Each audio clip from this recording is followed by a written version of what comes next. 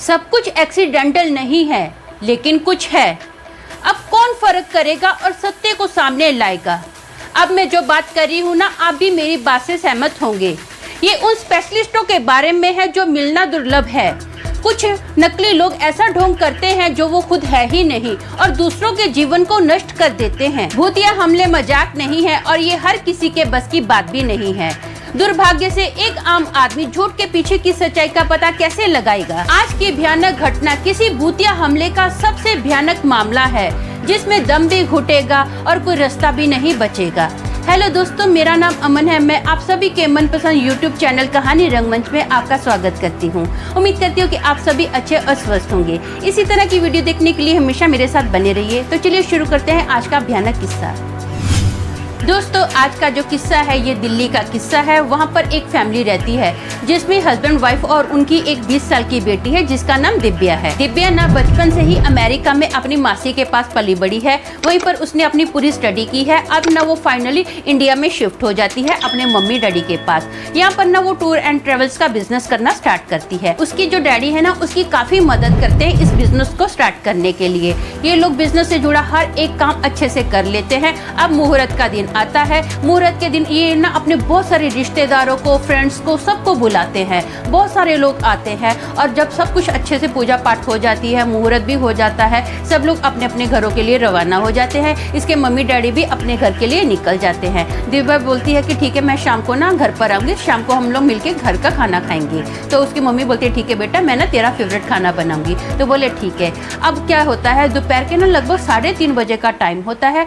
दिव्या ना अपने पर्स से फोन निकाल रही होती है तो उसको अपने पर्स के अंदर ना एक छोटी सी लाल कलर की पोटली दिखाई देती है। उस पोटली को देखकर पहले तो थोड़ा चौंक जाती है कि मेरे पर्स में ये कैसे आ गई, मैंने तो कभी ऐसे अपने पर्स में कोई चीज़ रखी ही नहीं है। जब वो पोटली को खोलती है ना, तो उस पोटली के अंदर छोटी सी एक लकड़ी होती है जो कि आधी जली हुई है, आधी ऐसी ही अक्खी है। और ना एक कागज का पर्चा है, बहुत छोटा सा पर्चा है, उस पर ना कोई मंत्र लिखा हुआ है। अब दिव्या क्या करती है, अपनी मम्मी को फोन करती है और पूरी बात बताती है कि मम्मी मेरे पर्स में से ऐसा ऐसा निकला। तो उसकी मम्मी बोलती है अरे बाप रे, तेरे पर्स में तो किसी ने कोई टूना टोटका करके रखा है। ऐसा कर बेटा, फटाफट ना जो भी वो पोटली है, फटाफट उस पोटली को बाहर फेंक, अपने पास से दूर कर दे। हाँ, और अपने अच्छे से हाथ धो लेना साबुन से। तो वो बोलती है ठीक है। अब क्या करती है, दिव्या खिड़की से उस पोटली को दूर जाके फेंक देती है। दूर मतलब थ्रो करती है और फटाफट अपने हाथ धो लेती है। उसकी मम्मी ना उसको 2-3 बार फोन करती है, पूछती बेटा तू ठीक है, सब कुछ ठीक ठाक तो है। वो बोलती हाँ मम्मी आप टेंशन मत करो, मैं एकदम अच्छी हूँ, सब कुछ यहाँ पर अच्छे से चल रहा है। अभी रात का टाइम होता है, लगभग 8 बजे का टाइम होता है। ये अपना ऑफिस बंद करती है, घर पर आती है। घर पर आकर ना इसको बहुत थकावट फील होती है। इसकी मम्मी बोलती चल बेटा ऐसा करते हैं, मिलके खाना खाते हैं। तो ये अपनी मम्मी को बोलते हैं नहीं मम्मी, मेरे को ना बहुत थकावट फील हो रही है, मेरा बदन ऐसा लग रहा है कि जैसे दर्द के मारे टूट रहा है। आप ना ऐसा करो, मुझे ना गरम गरम कॉफ़ी पिला दो। तो उसकी मम्मी बोलती है ठीक है बेटा। अब ना उसकी मम्मी जैसे ही कॉफ़ी लेकर आती है ना, वो दिव्या को देखकर एकदम हैरान हो जाती है। उसके हाथों से ना अक्खी कॉफ़ी का जो कप है नीचे गिर के टूट जाता है, क्योंकि जो दिव्या की आंखें हैं ना पूरी लाल लाल है और वो ना अपने बालों को ऐसा ऐसा घुमाते जा रही है और पूरे बाल तोड़ते जा रही है। ज़मीन पर उसके बहुत सारे बाल जो है ना ऐसे ही गिरे पड़े हुए हैं। ये देखकर उसकी मम्मी चीख मारती है। अब दिव्या के जो डैडी है ना फटाफट आते हैं। वो पूछते हैं कि क्या हो गया। तो उसकी मम्मी बोलती है हमारी बेटी पर ना जरूर किसी बुरी आत्मा का साया आ गया है। तो उसके डैडी बोलते हैं नहीं, इसको कोई मेंटली प्रॉब्लम हुई है, स्ट्रेस ज़्यादा ले लिया होगा, मैं ऐसा करता हूँ डॉक्टर को बुलाता हूँ। अब ना ये लोग डॉक्टर को कॉल करते हैं, डॉक्टर आ जाता है, बाजू में ही डॉक्टर रहता है। डॉक्टर आता है, वो जो डॉक्टर का बैग रहता है ना वो हॉल में ही ये अपना रखा हुआ होता है। दिव्या अपने रूम में होती है। उसके मम्मी डैडी ना डॉक्टर से बात कर रहे होते हैं। तो अब क्या होता है, दिव्या का ना धाड़ देने दरवाज़ा खुलता है। उस सब लोग फट से दिव्या की ओर देखते हैं। दिव्या आराम से अपने बेड पर बैठी है। अब डॉक्टर, उसके मम्मी डैडी फटाफट दिव्या के पास आते हैं और पूछते हैं क्या हुआ बेटा, तू ठीक तो है। अब डॉक्टर भी पूछता है क्या हुआ दिव्या, क्या तेरी तबीयत कुछ खराब है, मेंटल स्ट्रेस ज़्यादा ले लिया। तो ऐसा करते हैं ना, जैसे ही डॉक्टर पूछता है ना तो दिव्या अपना ऐसा हाथ करती है और जो डॉक्टर का बैग है ना बाहर, मैंने आपको बताया कि हॉल में पड़ा था अपना सोफे के ऊपर, ऐसे हाथ करने से ना वो बैग हवा में उड़कर आता है, दिव्या के बेड के पास आता है। दिव्या उस बैग को खोलती है। वो जो ब्लड प्रेशर चेक करने वाली मशीन रहती है जिसको हाथ पर ऐसा लपेटा जाता है और जिसकी जो मशीन है उस उसको ऐसा खोला जाता है ना, वो जो लोखंड का रहता है, मीटर रहता है, जो भी रहता है ब्लड प्रेशर चेक करने की मशीन का। तो दिव्या क्या करती है, उसको निकालती है ब्लड प्रेशर चेक करने वाले को, और डॉक्टर के सर पर ना धाड़ देने देती है।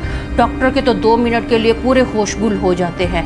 थोड़े टाइम के बाद डॉक्टर ना उसके फादर को बोलता है कि देखो मुझे लगता है इसका ना साइंस में कोई इलाज नहीं है, ऐसा करिए आप ना कोई दूसरा उपाय कर लीजिए। ये बोलकर ना डॉक्टर वहाँ से फट से निकल जाता है। अब दिव्या की मम्मी बोलती है मैंने तो आपको पहले ही बोला था कि अपनी बेटी के ऊपर बुरी आत्मा का साया है। तो उसके फादर बोलते हैं ठीक है, किसी पंडित को बुला ले, तुझे किसने रोका है। अब ना वो पंडित को बुलाते हैं। अब पंडित के आने से पहले ही ना दिव्या क्या करती है, जानवर की तरह ना चलती हुई फटाफट किचन में जाती है, और किचन में जो भी खाना पड़ा होता है ना, पूरा खाना वो ज़मीन पर डालती है। पूरे खाने में जो भी चिकन चावल जो भी होते हैं ना, ऐसे ज़मीन पर डालकर ना उसको जानवरों की तरह खाना स्टार्ट कर देती है। ये देखकर उसके मम्मी डैडी बहुत घबरा जाते हैं। उनको समझ में नहीं आता कि क्या हो गया हमारी बेटी को, कभी हमारी बेटी ने ऐसा तो हरकत की ही नहीं है, ये ऐसा कैसे कर रही है। दिव्या खाना खाने के बाद चुपचाप अपने रूम में चली जाती है। इतने में पंडित जी आते हैं। पंडित जी दिव्या को आके देखते हैं ना, तो दिव्या एकदम नॉर्मल रिएक्ट करती है, जैसे उसको कुछ हुआ ही नहीं है।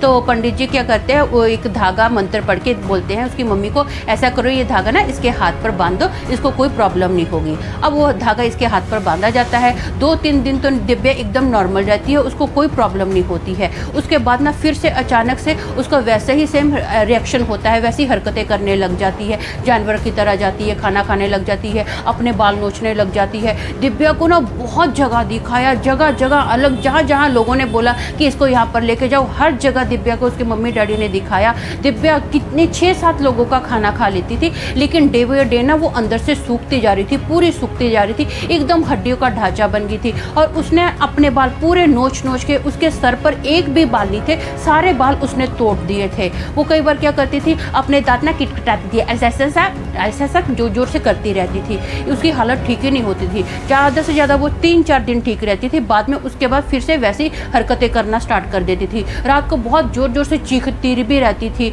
अब उसके मम्मी डैडी को समझ में नहीं आ रहा था, ऐसा हाल दिव्या के साथ 1.5 साल हुआ। वो बहुत परेशान हो गए थे कि क्या करें। एक दिन ना दिव्या की मासी का फ़ोन आता है अमेरिका से, और वो ना दिव्या की मम्मी को बोलती है कि ऐसा करते हैं, आप लोग ना इसको अमेरिका ले आओ, यहाँ पर इसका कोई ना कोई इलाज करते हैं। तो उसके मम्मी डैडी बोलते हैं ठीक है। अब ना ये लोग जैसे ही फ्लाइट से अमेरिका जा रहे होते हैं ना, तो दिव्या ना अचानक से सो जाती है।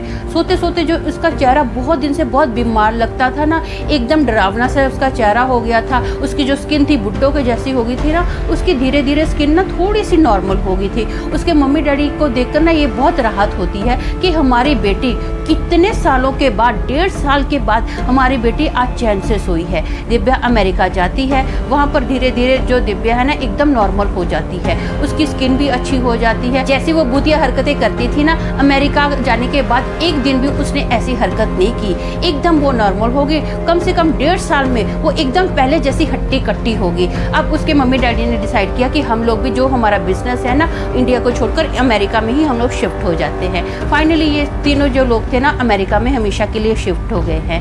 दोस्तों मेरा मानना ये है कि दिव्या के ऊपर जिस किसी ने भी जादू टूना किया है ना, वो उसका कोई खास रिश्तेदार या दोस्त होगा, क्योंकि वो रेगुलर वो जादू टूना उस पर कर रहा था। उसके मम्मी डैडी ने ना बहुत सारी जगह पे जाके उसका इलाज करने की कोशिश की, लेकिन जो दिव्या थी 2-3 दिन के बाद ठीक ही नहीं हो रही थी। लेकिन जो भी जादू टूना करने वाला था ना, वो रेगुलर जादू टूना कर रहा था, लेकिन उसकी पहुंच वहाँ नहीं थी जहाँ इस टाइम पे दिव्या थी। तो ये जो हमला किया वो खास उसका दिव्या का खास ही बंदा होगा, क्योंकि जो अपने होते हैं ना वही हमसे जेलसी करते हैं, चाहे वो दोस्त हो या फिर परिवार। तो आज के लिए बस इतना ही। कल फिर मिलूंगी और एक भयानक किस्से के साथ। तब तक के लिए शालोम, शांति और सलाम।